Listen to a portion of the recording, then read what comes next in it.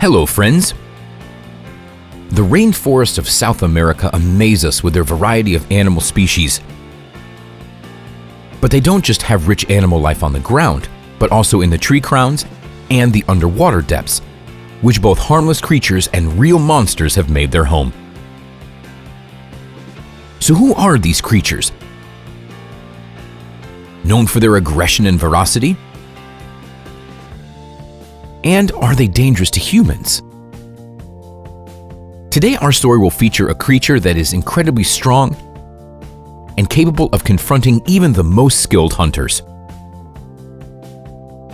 This is one of the most amazing creatures on our planet, the electric eel.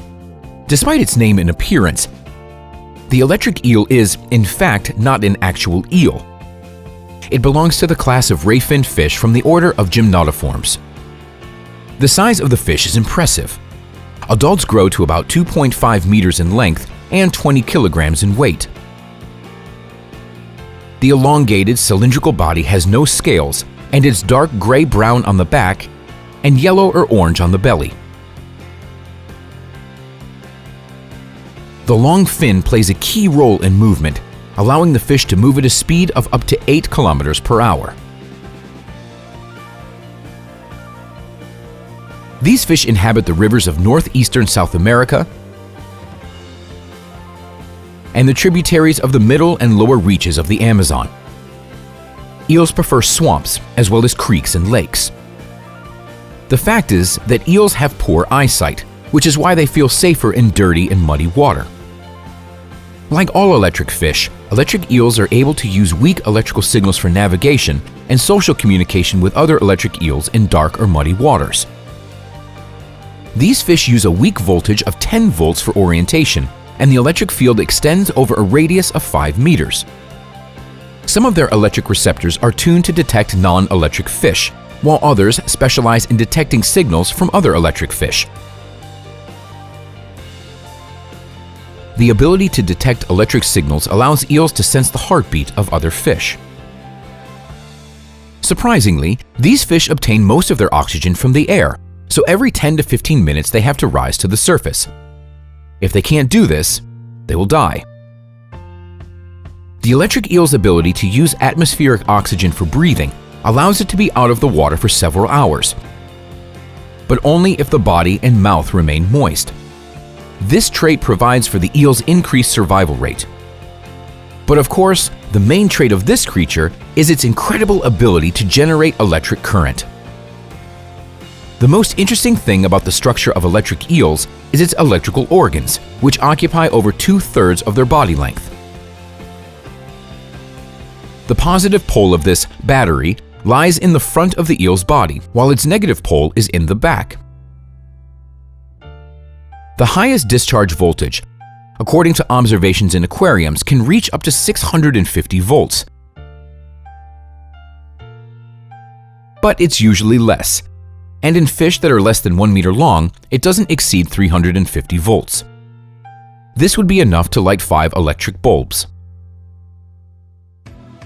The main electrical organs are used by eels to defend themselves against enemies and to paralyze prey. Eels have an additional electrical organ, but the field it generates serves for locating purposes. They receive information about obstacles on their way or potential prey from the interference that arises within this field.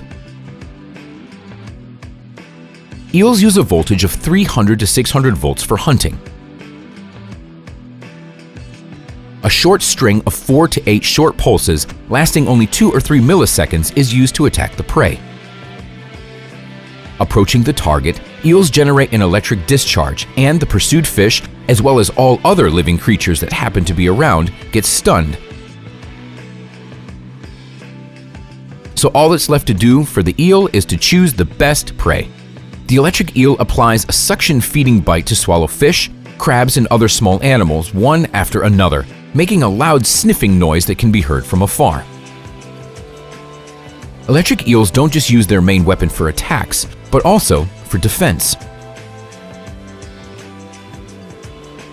The black caiman is the largest predator of the Amazon basin.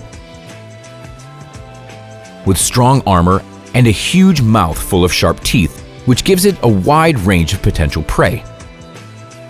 But this time, the predator made a mistake, and instead of a hearty dinner, it was in for an unpleasant surprise.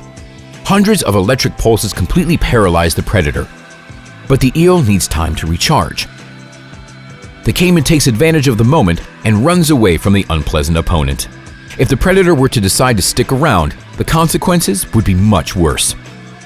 At the same time, the eel itself is completely unaffected by the electric current, as its electrical cells are reliably insulated from other parts of the body, and its skin acts as a dielectric. The Spanish conquistadors were the first ones to bring information about the electric eel to the Europeans. The first detailed description was made in 1729. Naturalists didn't believe that these fish could discharge electric pulses at first. They assumed that they paralyzed their prey in some other mysterious way.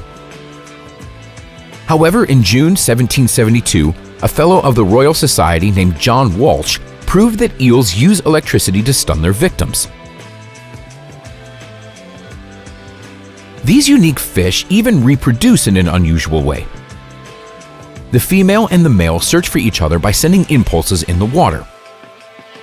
Males send powerful and frequent signals, while females send short and long signals. The female lays about 1,200 to 1,700 eggs in a well-camouflaged nest, which the male makes from its saliva. So, is the electric eel dangerous to humans? This fish can actually be deadly. The eel is aggressive. It can attack without warning even if there is no threat. If something alive gets into the electric field, the eel won't hide or swim away. If a person sees an electric eel on their way, it's much better for them just to swim to the side. People should stay at a distance of at least 3 meters from the fish, since this is the common radius of the eel's electric field. A series of shocks can cause cardiac arrest, and paralysis can lead to drowning even in shallow waters, although such cases are rare. For obvious reasons, the electric eel didn't become popular among local fishermen, so this fish has virtually no natural enemies. Although sometimes the eel can still fall prey to a large crocodile, but it doesn't have much of an effect on the population size. The lifespan of the electric eels can exceed 10 or even 15 years. It should be added that the ability to generate electric current isn't an exclusive trait of electric eels. About 250 other species have this skill, but their electrical organs serve primarily for orientation purposes, as well as a hunting and protection tool. However, there are only 2 representatives of the fauna, electric eels and stingrays, that can produce a charge of such voltage that it can paralyze or even kill a person. An interesting fact: researchers at Yale University and the National Institute of Standards and Technology argue that artificial cells can be created that not only mimic the electrical behavior of electric eel cells, but also improve it. Artificial versions of eel cells that can produce electricity can be developed as an energy source for medical implants and other microscopic devices. And that's all for today, friends. Share your opinion on this episode in the comments.